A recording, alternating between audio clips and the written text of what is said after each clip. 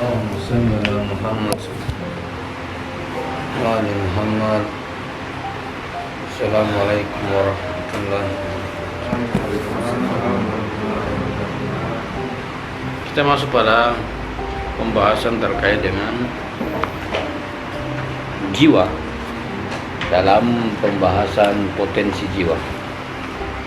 Kalau kemarin telah dijelaskan bahwa wujud mental itu adalah wujud yang hadir pada jiwa, wujud akal atau bentuk-bentuk pahaman akal yang hadir pada jiwa manusia,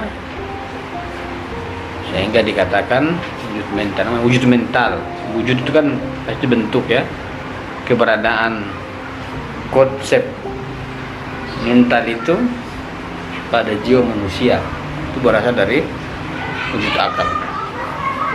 Lalu dengan kehadiran ya, kehadiran. Sekarang kita lihat pembahasan tentang potensi jiwa. Tolong dibaca. Potensi jiwa. Persepsi terjadi di dalam jiwa atau nafs, suatu kata yang arti literalnya adalah diri. Ini nafs, diri ya. Nah, jiwa itu kan diri. Seringkali diartikan dengan diri lah. Innallaha yuhibbu tawwabina wa yuhibbu mutatahirin. Sesungguhnya Allah tidak akan merubah nasib ya. Innallaha yuhibbu. Sesungguhnya Allah tidak akan merubah nasib satu kaum, nafs kan, kecuali kaum itu merubah nafs dirinya. Itu berarti merubah jiwanya. Kalau merubah jiwa dalam teori persepsi, satunya harus ke akal kan. Bagaimana orang mau? Allah tidak akan merubah nasib suatu kaum kecuali kaum itu merubah nafasnya, jiwanya. Dalam teori persepsi, salah satu perubahan jiwa itu harus aktual. Jadi jiwa itu dalam potensialitasnya harus dirubah dalam aktual, sehingga menjadi apa? Akal perbuatan kan? Jadi jiwa aktual itu menjadi akal. Pada posisi akal itu perbuatan. Jadi jiwa aktual menjadi akal, setelah menjadi akal perbuatan. Maka dikatakan bahwa jiwa aktual menjadi akal perbuatan. Akal itu setelah itu berbuat. Innallaha yuhibbu mutatahirin. Innallaha yuhibbu tawwabina wa yuhibbu mutatahirin. Sesungguhnya Allah tidak akan merubah nasib satu kaum kecuali kaum merubahnya. Namun cara merubah masyarakat itu nafs dulu, dirubah nafasnya. Dan di masyarakat itu tidak berubah, itu karena jiwanya yang tidak terevolusi. Kalau jiwa yang tidak terevolusi berarti kemungkinan besar persoalannya di persepsi. Karena mengevolusi jiwa itu adalah mengevolusi jiwa menjadi akal, itu adalah peran persepsi yang begitu kuat. Dan persepsi itu terjadi pada diri. Wujud yang dipersepsi bagi yang mempersepsi. Objek yang dipersepsi di dalam subjek yang mempersepsi. Di dalam diri persepsi itu. Di dalam jiwa ya. Kalau persepsi itu dalam jiwa berarti apa yang dipersepsi itu? Apa yang persepsi? Pasti hal-hal yang hadir kan? Hadir dalam diri ya, dalam diri. Saya melihat buku, tapi persepsi itu di mana? Di dalam diri. Berarti gambar buku itu yang dimainkan kan? Saya melihat ini kan indera melihat. Apakah jiwa melihat? Tidak. Jiwa mendorong dengan mata. Tapi gambaran itu masuk dalam jiwa manusia. Di situ persepsi mainkan. Karena persepsi dalam nafas. Innallaha yuhibbut tawwabina. Innallaha yuhibbut tawwabina. Innallaha yughayyiru ma bi anfus. Iya. Innallaha yughayyiru ma bi anfus. Sungguhnya Allah tidak akan merubah nasib, nafas kan?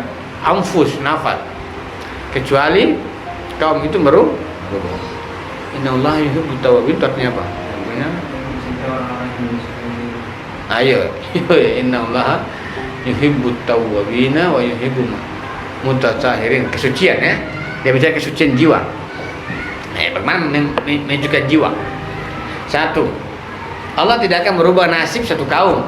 Yang ayat lain mengatakan mutatsahirin, suci, jiwa suci. Bagaimana mau mensucikan jiwa? Salah satunya akal. Akal itu kan wilayah yang terlepas dari ini. Maka salah satunya merubah nasib kaum, transisinya di akal. Dan itu berarti apa? Kesucian jiwa. Terlepas kan? Nah, ini kan belum suci-suci amat ini. Jadi kita mensucikan jiwa dari mana? Dari hal-hal yang rawi.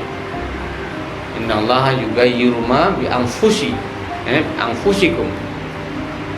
Itu.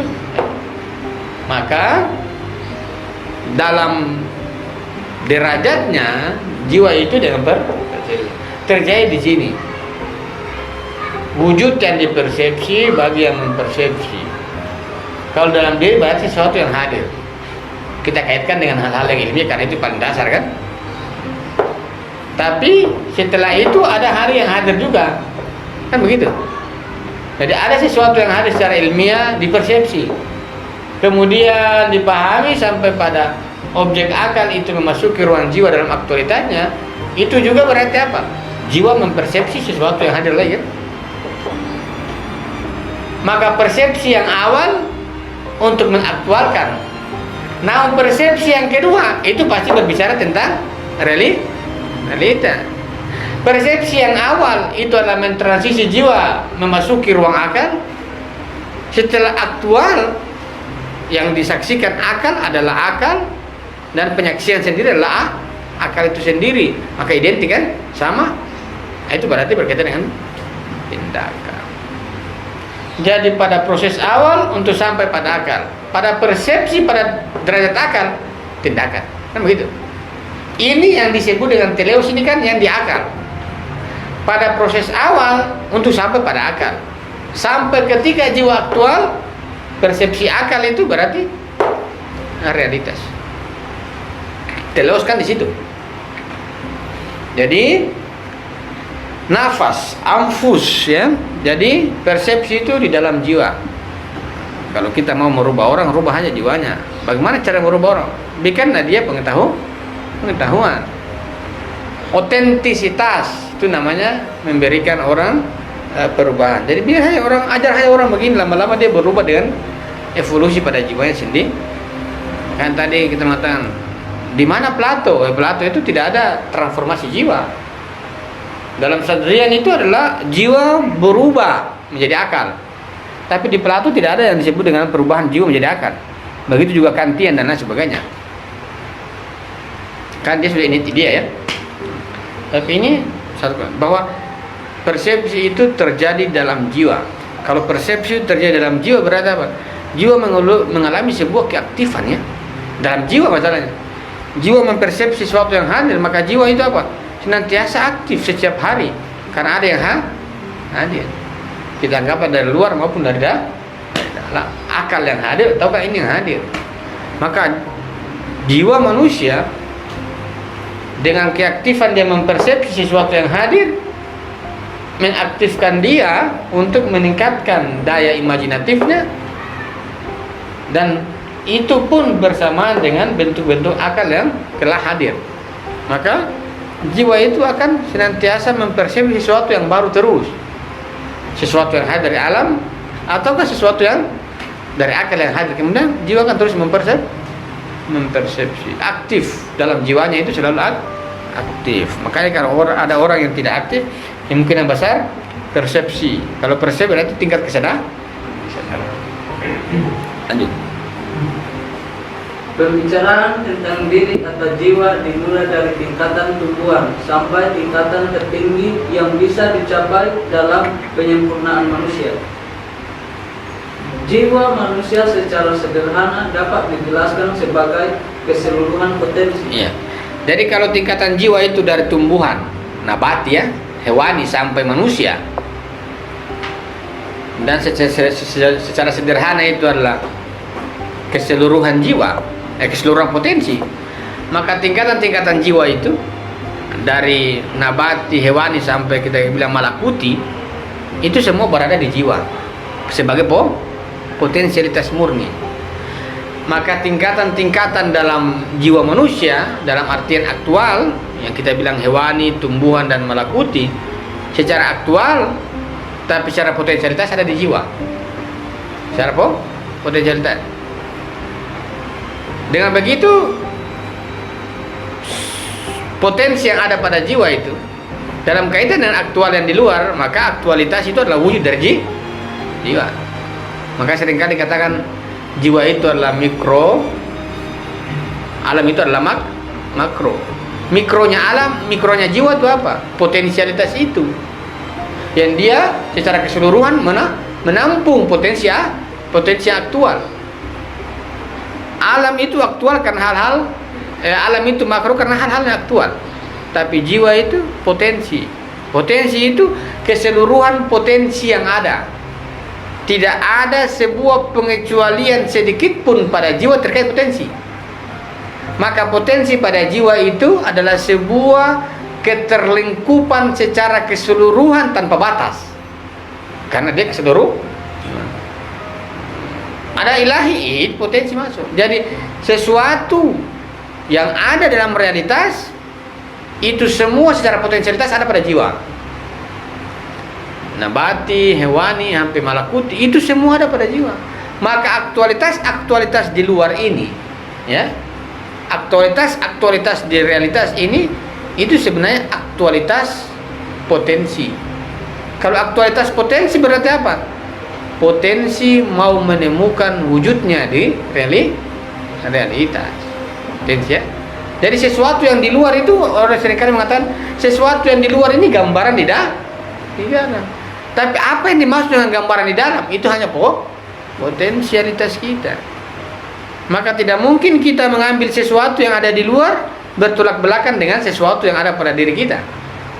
Karena sesuatu yang ada di luar itu adalah representasi diri kita berkaitan dengan potensi yang ada pada kita yang kita miliki terkait sesuatu itu.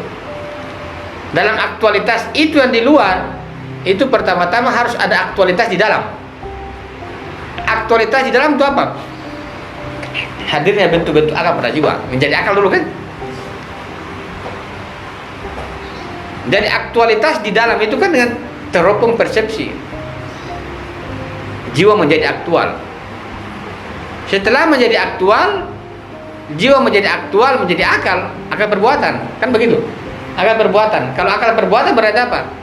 Akal yang aktual pada jiwa itu harus memasuki ruang realitas. Iya. Realitas. Kalau aktual, ya, realitas. Aktual ini jiwa aktual kan jadi akal. Setelah aktual kan disebut dengan akal perbuatan. Iya, bentuk-bentuk akal yang hadir aktual. Makanya kita kan jiwa aktual menjadi akal. Dalam aktualitas itu harus sampai pada tindakan. Aktualitas di dalam, ya. Ini disebut dengan apa? Persepsi. Persepsi itu mengaktualkan jiwa menjadi akal. Persepsi mengaktualkan jiwa menjadi akal. Tapi kalau kita mau letakkan teleologi persepsi, ketika jiwa teraktual menjadi akal, dalam teleo persepsinya perbuatan. Maka tujuan jiwa tujuan persepsi dalam diri manusia adalah akal, berkaitan dengan teleosnya perbuatan. Berarti kalau begitu, maka pertemuan aktualitas di jiwa menjadi akal itu harus ditarik dalam apa? Dalam perbuatan. Mana ya? Aktual. Ini bentuk akal. Nah, ini bentuk akal, ya. Ini kita anggaplah wujud internal, ya. Internal. Ini ada perbuatan. Nah, ini. Di sini ketemu antara apa? Oh, sorry. Salah. Ini wujud mental. Wujud mental ini yang saya maksud adalah ini, ya. Yang dia sudah hadir. Maka wujud mental ini. Kalau wujud mental ini adalah jiwa yang aktual. Kalau dia yang aktual, dia harus menjadi apa? Perbuatan. Perbuatan ini kan berkaitan dengan apa? Realitas. Maka pertemuan antara wujud mental dengan realitas. Aktualitas pada jiwa itu bertemu dengan aktualitas pada realitas. Pertemuan dalam dan di luar ya. Dalam dan di luar. Karena kalau tidak kita mau mana? Masa hidup di alam masih dalam proses memahami. Sudah selesai memahaminya. Memahami itu tugas persepsi. Jangan sampai kita di luar baru tunggu saya memproses dulu. Apa yang dimaksud itu tidak bisa. Realitas itu sudah tidak bisa begitu. Aktual di dalam dulu ya.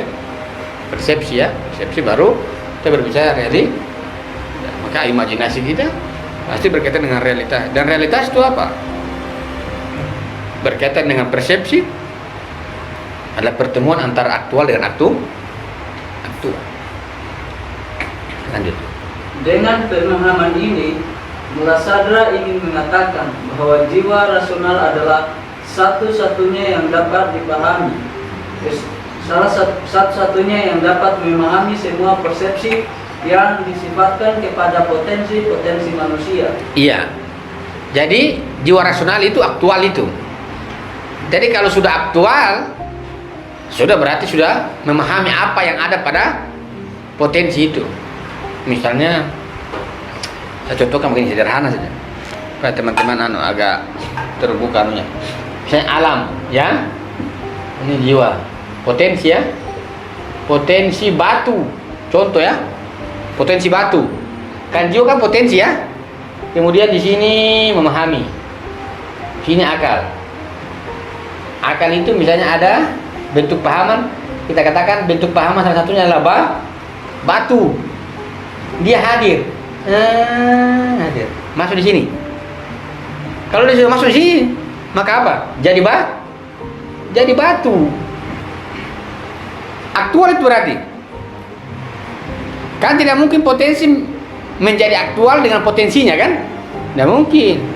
Pasti potensi itu menjadi aktual karena aktualitas yang mewujud pada potensi. Kalau sudah terwujud, berarti apa? Ini dikatakan dengan jiwa rasional, memahami potensi. Nah, bagaimana cara orang memahami potensi? Orang mau memahami potensi dari sesuatu itu adalah ketika sesuatu itu aktual. Kalau dia tidak aktual, bagaimana kita mau memahaminya?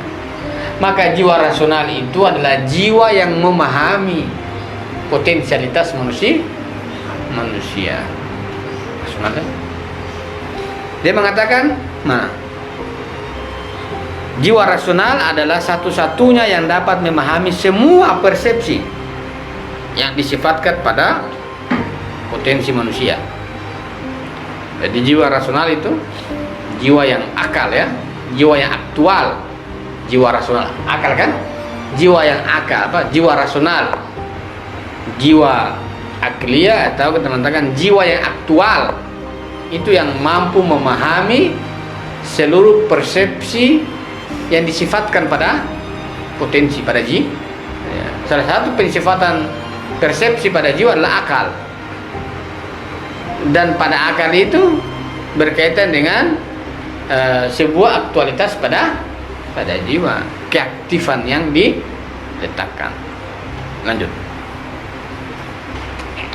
Dengan kata lain, jiwa manusia adalah potensi murni yang dalam keadaan ini ia tidak mempunyai aktualitas. Ya itu murni.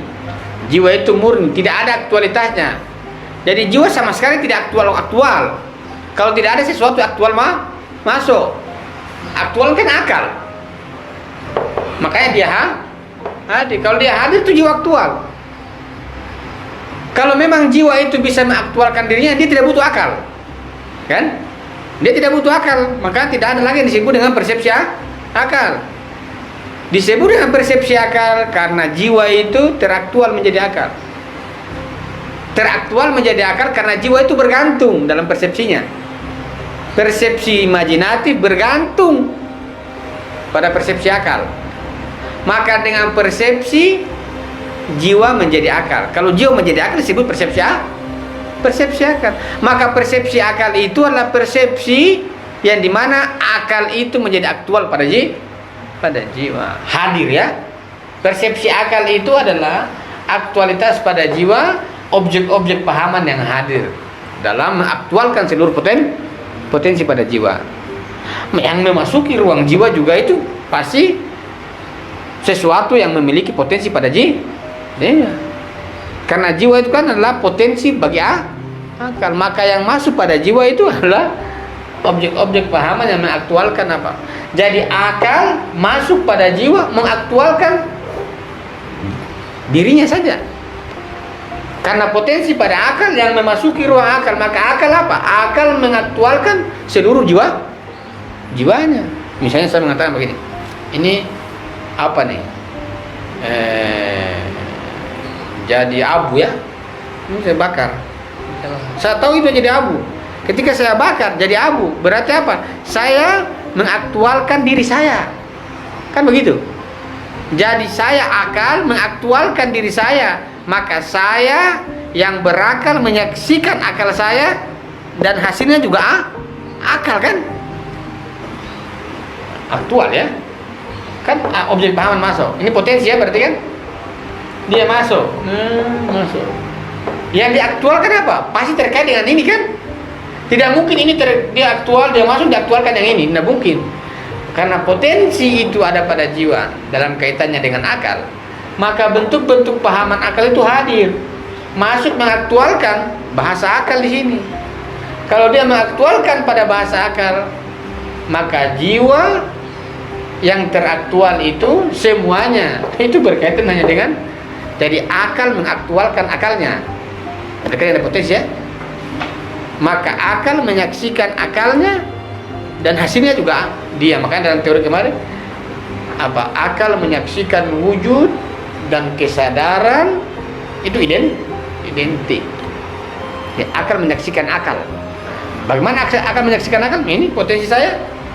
Ya, oh ini. Kemudian dia aktualkan. Berarti saya, contoh akal, menyaksikan akal saya di sini dalam potensi.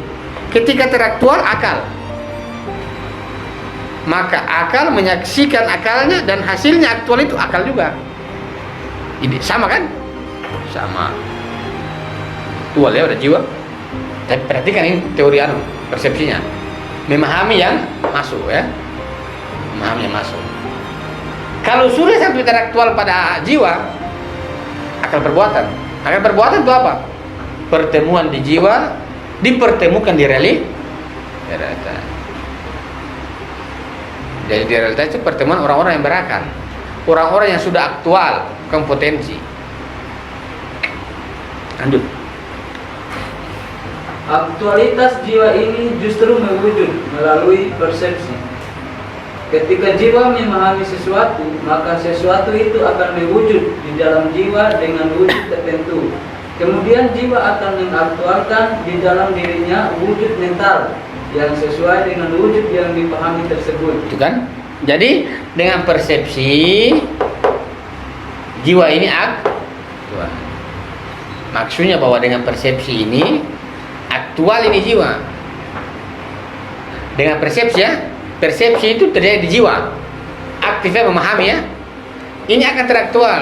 Ketika aktif persepsi pada jiwa, maka objek pahaman itu masuk terus itu aktual. Ketika aktual, jadilah wujud mental. Teman-teman baca buku misalnya, merenung, nanti ada yang saya paham, kan? Tapi teman-teman harus mempersepsi ini, gambaran-gambaran ini yang teman-teman baca, analisis kan? Menganalisis, ini maksud pahamannya, itu berarti aktual. Akal yang aktual. Akal yang aktual. Kalau akal aktual sudah perbuatan. Mau mencari pengetahuan itu di realitas. Artinya bahwa pengetahuan juga harus bernilai di realitas. Tidak mungkin ada pengetahuan yang netral. Terserah dia berpihak di mana. Yang penting berpihak dalam artian nilai pengetahuan. Yang itu berkaitan dengan aktualitasnya. Jadi dengan persepsi jiwa ini aktual. Dengan persepsi ya, dengan persepsi jiwa ini akan menjadi akal. Dengan persepsi. Maka keaktifan pada jiwa dalam memahami apa-apa yang hadir itu mentransformasi jiwa itu berubah menjadi akal. Tapi berubah menjadi akal itu bukan jiwa itu dia lari ke sini. Dia hanya mengaktifkan jiwa manusia, mengaktifkan terus untuk apa? Bentuk akal itu memasuk. Makanya dalam falsafah tuna R2 yang masuk kan? Akal yang masuk itu. Karena kan R1 kan tidak ke atas kan? R2 yang memasuki kan? R2 yang masuk. Tapi apa? Ada keaktifan. Keaktifan persepsi itu membuat keaktifan pada akal. Aktifnya persepsi pada jiwa, akal menjadi aktif. Dari mana keaktifan akal? Dia datang menghadiri kan? Dia hadir pada jiwa. Aktifkan pikiran kita, persepsi kita, analisis otentisitas kita, maka banyak wujud akal objek-objek pahaman yang hadir, mengaktualkan jiwa kita. Mengaktualkan ya. Misalnya tadi ya, ini potensinya di api. Siapa yang mau jadikan dia apa? Siapa yang mau jadikan buku ini jadi debu? Siapa? Apakah buku? Tidak. Salah satunya dari luar harus datang dong. Atau bahasa kalau kita pakai bahasa persepsi, buku mengatakan tolong saya minta api untuk aktualkan saya. Bahasa aktifnya. Kemudian api datang. Oke, saya datang. Yang mana? Bakar. Aktual kan? Jadi debu. Debu itu dari mana?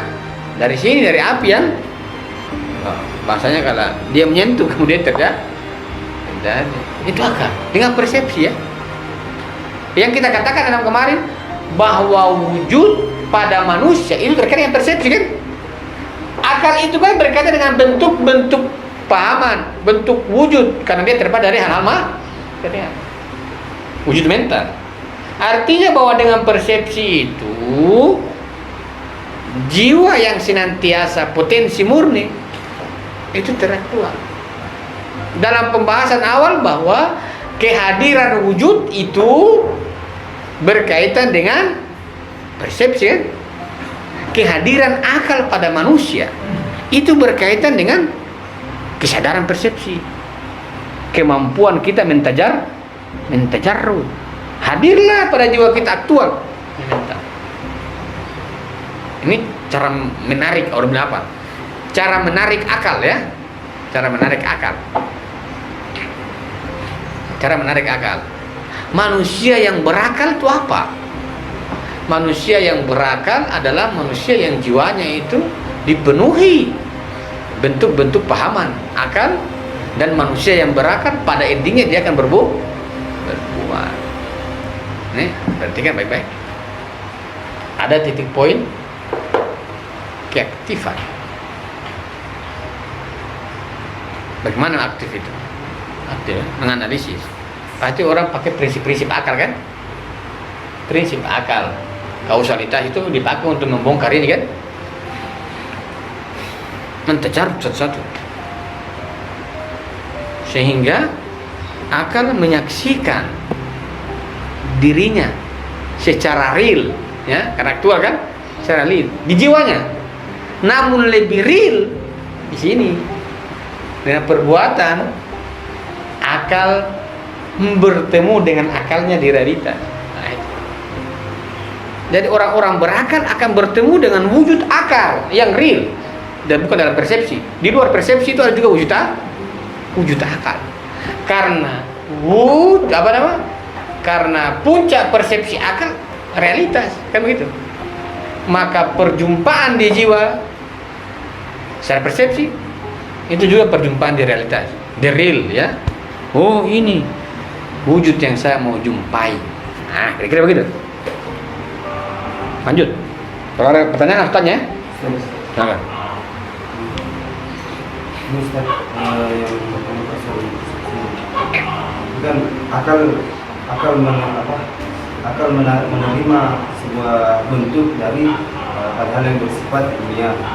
Jiwa Jiwa yang menerima bentuk dari hal-hal yang bersifat dunia. Nah, pertanyaannya kemudian apakah dari akal ini menghadirkan sebuah predikasi terhadap bentuk itu, ataukah dia apakah yang bentuk yang dimaksud dari sesuatu hal yang hadir itu dipertemukan oleh jiwa sehingga dia bisa menjadi wujud mental atau bagaimana, Ustaz?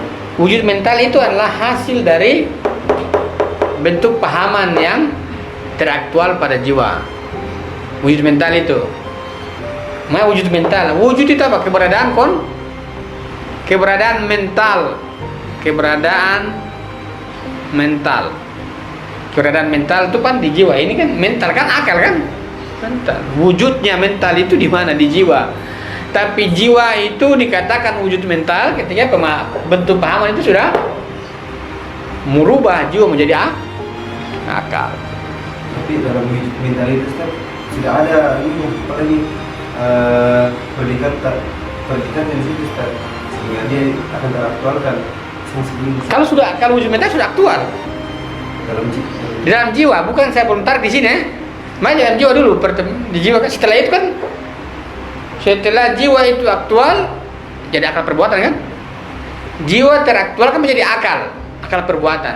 Jiwa teraktual menjadi akal perbuatan. Artinya bahwa jiwa yang teraktual menjadi akal, setelah akal itu berbuat. Begitu. Setelah sampai di akal itu lahir tindakan.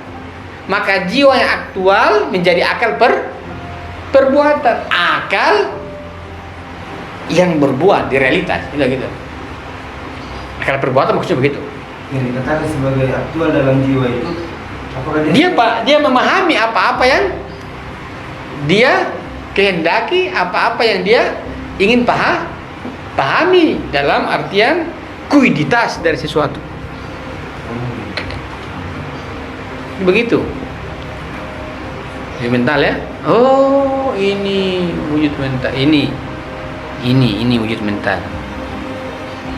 Panjang berat prosesnya dalam proses.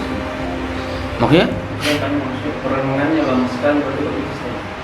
Oh iya, memang harus dalam keadaan konsentrasi tingkat tinggi itu.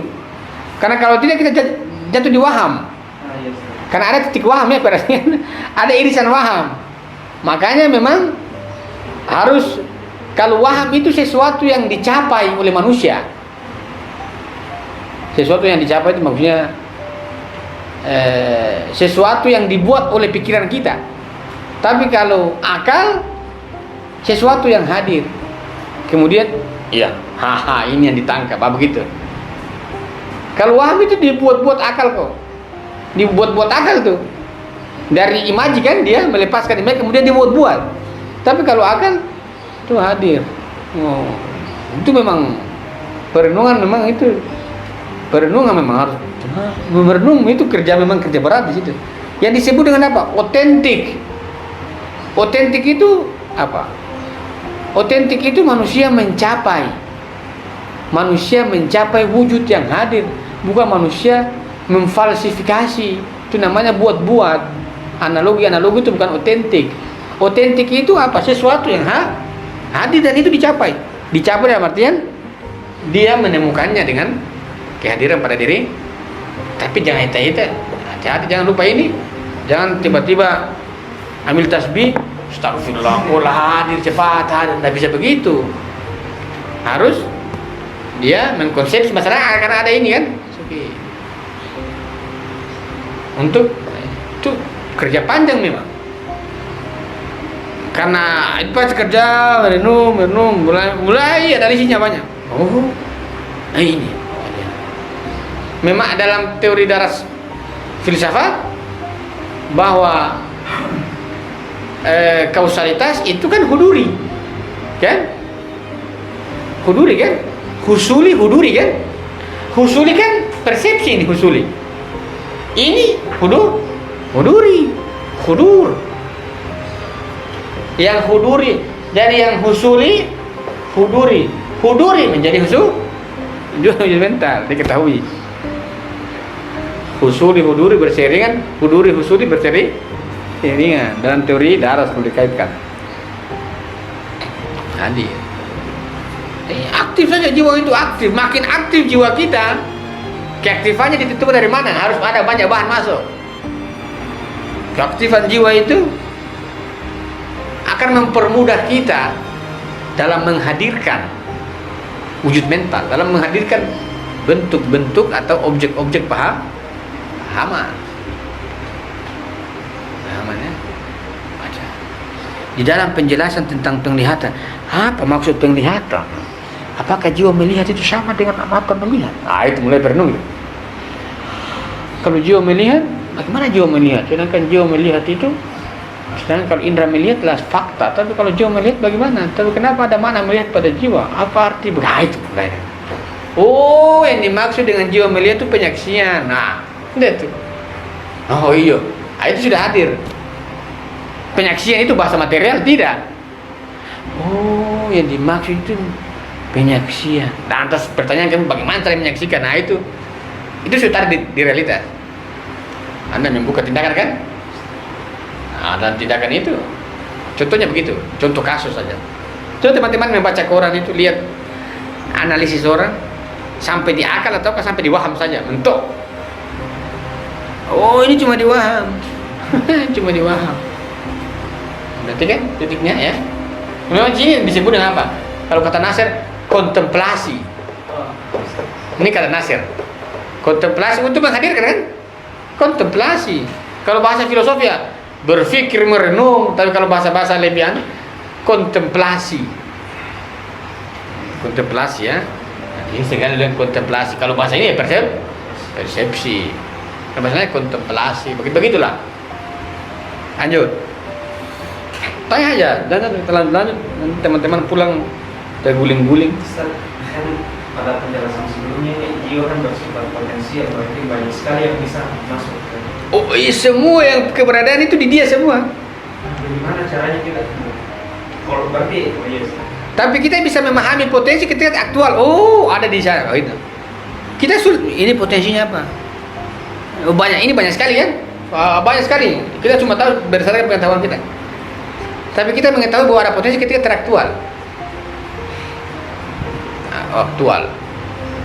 Tapi kalau kita kan berbicara bahwa kita mau aktualkan di jiwa kita, berarti kita harus tahu potensi jiwa. Kalau kita tidak tahu potensi jiwa, maka kita tidak tahu apa yang aktual nanti kan. Kalau jiwa ini adalah keseluruhan potensi, ini juga masuk potensinya kan. Ini masuk aktual menjadi wujud mental, tapi wujud mental yang apa? Sifatnya bayang-bayang. Berarti kan kemarin sifatnya bayang-bayang karena apa? Karena ini tidak menentu kan? Bayang-bayang, kegelapan itu begitu. Tapi kalau wujud mental yang di sini itu kestabilan. Tapi kata Sadrian, bahasa-bahasa akal itu, bentuk-bentuk akal, ya taruhlah misalnya Al-Quran dan hadis ya, itu kan bentuk-bentuk akal itu. Itu kalau hadir di jiwa, dihadirkan tanpa melalui ini, itu menghadirkan bayang-bayang kegelapan. Nah, bilang apa mana?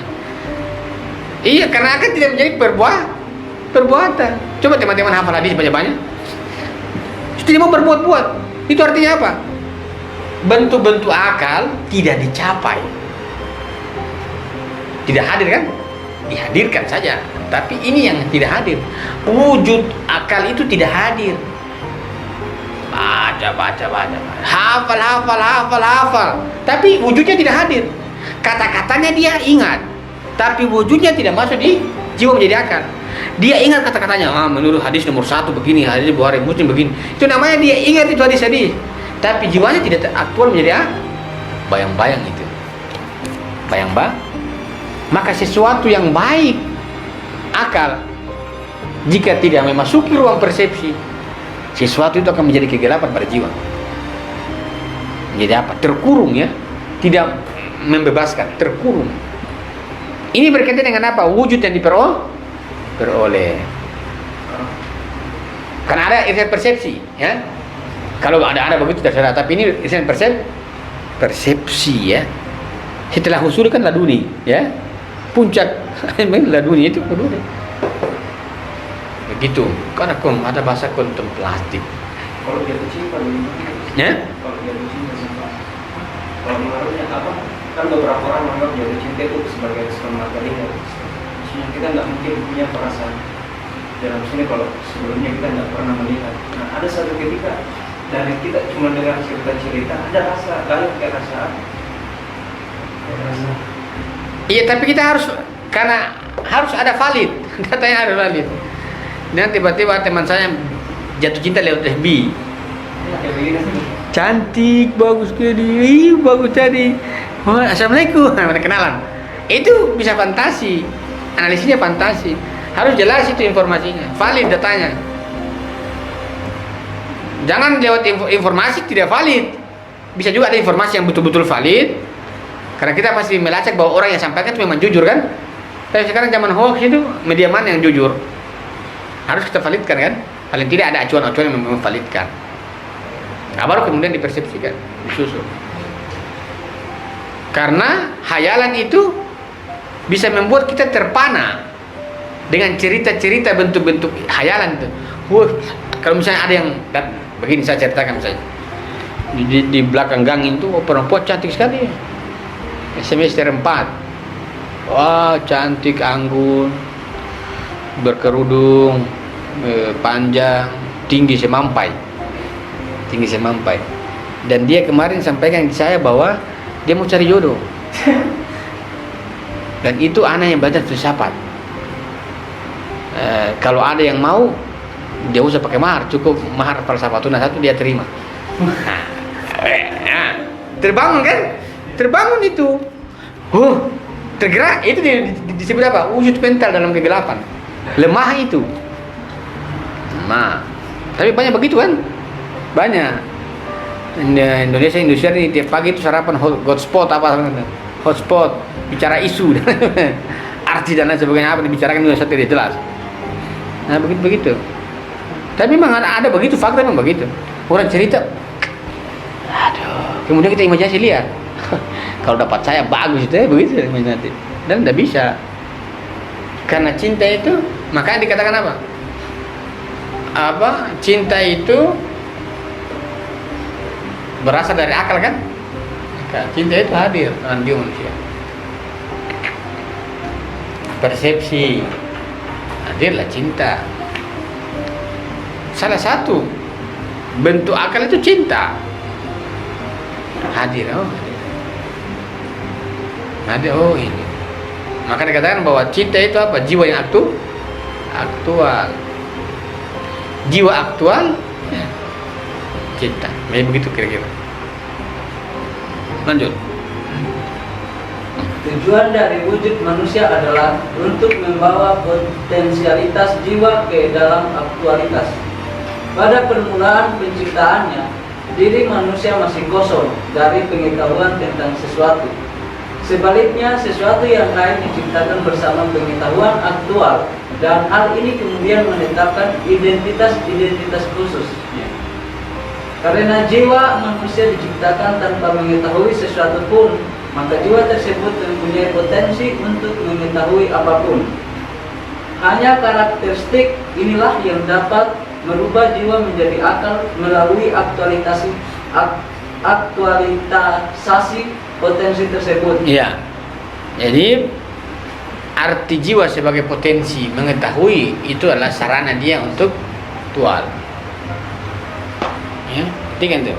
Jadi jiwa tersebut potensi untuk mengetahui sesuatu tanpa mengetahui. Jadi jiwa itu diciptakan tanpa mengetahui sesuatu pun, tanpa, kosong itu. Artinya belum ada pengetahuan aktual. Mana potensi, maka dari itulah dia punya ruang lebih luas mengetahui sesuatu. Kalau ide 12 kategori dan ide Plato, maka jiwa manusia mengetahui tidak keluar dari itu. Karena dia sudah membatasi. Batas di situ saja. Tapi dalam Satrian kosong. Kalau kosong, maka dia punya ruang mengetahui sesuatu yang lebih luas dari pakem-pakem yang dibatasi. Dia lebih luas. Bahkan semua alam semesta dia bisa ketahui. Karena dia mana potensinya. Tidak ada keseluruhan potensi itu, tidak ada satupun di alam ini yang tidak dijangkau oleh jiwa dalam makna potensi. Semua itu terjangkau. Tuhan pun dia jangkau, dalam artian ada potensi-potensi ilahi. Lanjut. Allah menciptakan ruh manusia yang di dalamnya kosong dari perwujudan sesuatu serta kosong dari pengetahuan terhadap segala sesuatu. Tidakkah Allah menciptakan roh manusia untuk mengetahui segala sesuatu sebagaimana adanya? Memang seperti itu. Pada awalnya roh manusia adalah kosong. Namun ketika pertama kali diciptakan fitrah roh manusia, maka salah satu dari sesuatu itu mewujud dan jiwa pun tidak lagi kosong sama sekali. Iya. Jadi fitrah itu kan kosong ya. Ketika Allah meniupkan ruh, ketika Allah meniupkan ruh pada diri manusia, maka sesuatu sudah terisi. Ketika Allah meniupkan ruh, Allah menciptakan ruh manusia dalam keadaan dalamnya kosong dari perwujudan sesuatu serta kosong dari pengetahuan tentang segala sesuatu. Tidakkah Allah menciptakan ruh manusia untuk mengetahui segala sesuatu sebagaimana adanya? Seperti itu, pada awalnya ruh manusia adalah kosong, fitrah ya. Namun ketika pertama kali diciptakan fitrah ruh manusia, maka salah satu dari sesuatu itu mewujud dan jiwa pun tidak lagi kosong. Jadi ketika kita mengatakan bahwa jiwa manusia itu potensi, ketika Allah meniupkan ruh, mana? Jiwa. Ketika Allah itu meniupkan ruh, maka ini dia lagi kosong. Apakah jiwa itu sesuatu yang hidup? Yang hidup ini kan ini, yang menghidupkan jiwa kan ini, aktual kan? Aktual. Maka pengetahuan pertama pada jiwa, pengetahuan tentang ruh. Tentang apa berarti? Tentang hakikat. Telah kutiupkan ruh pada dirimu. Telah kutiupkan ruh pada diri. Bagaimana dasarnya Tuhan meniupkan ruh? Tuhan meniupkan ruh itu karena ada potensi pada manusia. Dari janin kan? Dalam teori gerakan begitu, janin tak sampai 9 bulan atau berapa bulan itu kan? Potensinya kuat, sudah jiwanya kan? Karena ada jiwa dari hewani, dari apa? Tumbuhan hewani. Kan begitu. Jiwa akal itu kan berarti aktual dulu, itu kan masih proses dewasa kan? Tapi sebenarnya jiwa hewani. Artinya proses potensi itu dari tak. Ini masih potensi. Allah meniupkan ruh. Pengetahuan pertama tentang ruh. Aktual itu. Jadi jiwa aktual pertama itu terkait dengan ruh. Nah ruh itu berarti tentang hakikat. Pengetahuan pertama manusia itu ruh. Allah meniupkan ruh pada diri manusia. Allah meniupkan ruh pada fitrahnya, pada jiwa manusia. Kalau sudah meniupkan ruh berarti sudah ada yang masuk. Okay? Allah menciptakan manusia tidak dalam keadaan mengetahui apapun. Fitrah kan? Jiwa. Kemudian Allah telah kutiupkan ruh.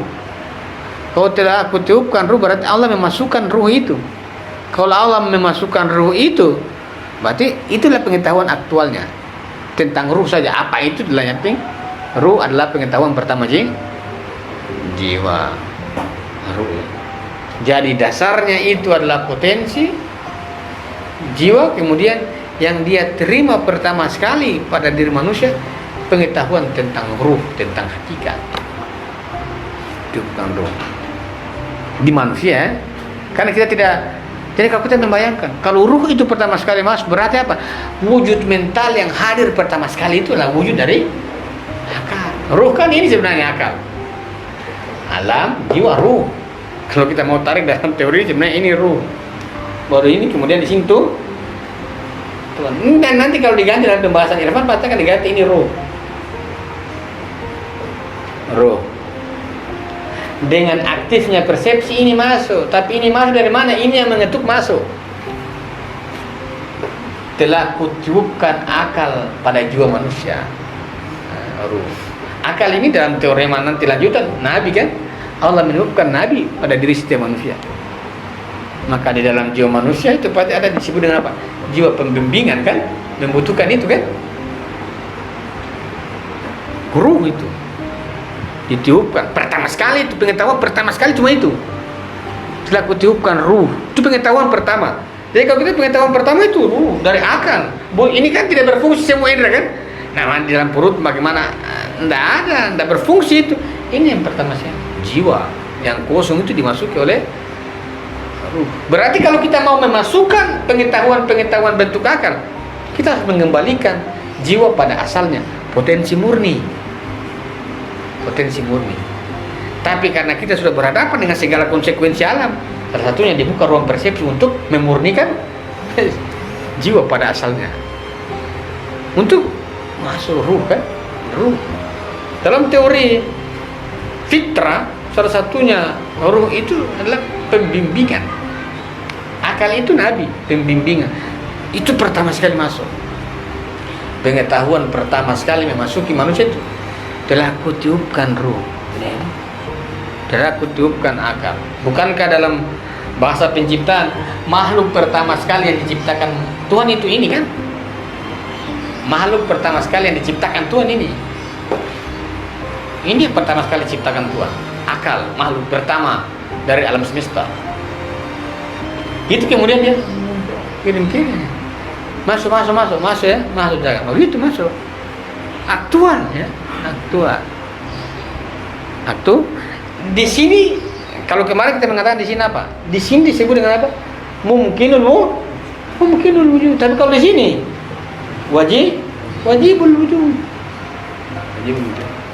wajibul wujud yang selamanya aktual, tidak pernah ada mungkin-mungkinnya. Tapi kalau kita kan ada kemungkinan, dua gradasi kan? Itu kan. Maka pengetahuan pertama manusia terkait dengan jiwanya itu adalah aktualisasi ruh akal. Itu berarti yang dikatakan dengan apa? Idul Fitri, kembali fitrah. Kembali fitrah itu adalah jiwa yang aktual, itu fitrah. Kembali ke fitrah. Kembali ke fitrah itu adalah jiwa itu harus dikembalikan pada akalnya. Kembali fitrah. Akal itu kan, akal itu ruang kesucian kan? Akal itu ruang yang tidak dalam tanda kutip menolak keburukan. Itu fitrah. Jadi itu kita kembali fitri. Kita kembali fitri orang berakal. Itu disebut dengan kembali fitri. Kalau kita kembali fitri dalam artian potensi, tidak bisa.